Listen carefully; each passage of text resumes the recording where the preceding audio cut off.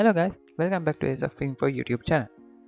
So today we will talk about this keyword in Java. Okay, so sometimes in Java it can be really tricky with this keyword. So let's take an example and see how it works. So from our previous video, let's take this constructor, means this one, and let's remove these constructors, and I will also remove these objects.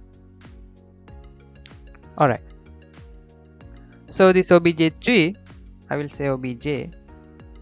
Now obj object has these values 2 and 10.6 for this int I and j by passing these parameters here. So this is what we discussed in our previous video. Alright, now if you focus here, you can see this I and j are in blue color. Alright, let me just rename this to index, and this I will rename as salary, just to see the names clearly, not I and j. So let me take it here. So this I is this integer I and this j is salary. Alright, now you can see, right? Now this index and salary both are blue color, but this p and n are brown color. Okay, let me take new names for them too. Int and salary, let's say sal. Alright, that's clear. So you can see this index and salary are blue color and this int and sal are brown color. The reason for that is this index and salary represent the instance variable, and these int and sal represent local variables. That is why this is in brown color.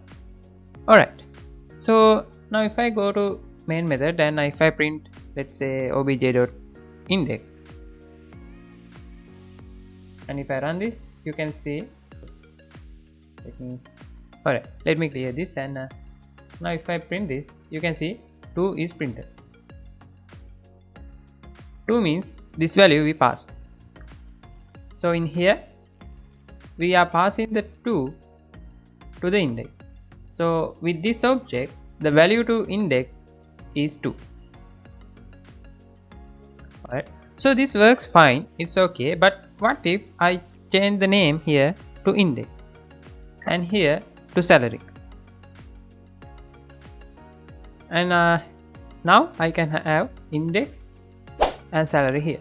So you can see there is a warning, not an error but a warning, and if I run this now, we get 0. We pass 2 but we get 0. Alright, now this 0 is the default value of any integer. In Java the default value is 0. In C it is garbage values, but in Java it is 0. So we are getting the default value of index. The reason is here in the constructor we can't assign the same name to have instance values.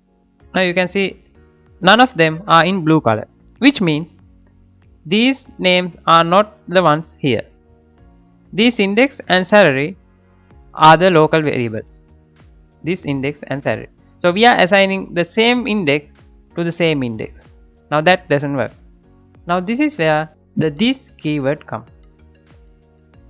If you need to say to Java that we need the instance variable of these, we can put this here, this dot index, and you can see when we put this dot index, this index has become blue color, which means now we are accessing this index. And here same, I can put this dot salary, and now if I print this, we get 2 because we are passing index, which means this 2 to here. Now this is still local variable, but this one is now instance variable. So that is why this came blue color. So mainly this keyword will be useful if you use the same name to these both instance variable and local variables. If you use separate name, there's no need of this keyword. But using this keyword is a good practice, and it will be more useful when you work with multiple methods in the program. Right? This is a constructor, but if you use multiple methods, now that is where this keyword will be really useful. Alright, so that is all about this keyword. Thank you for watching the video. Please consider subscribing us and see you soon with our next video.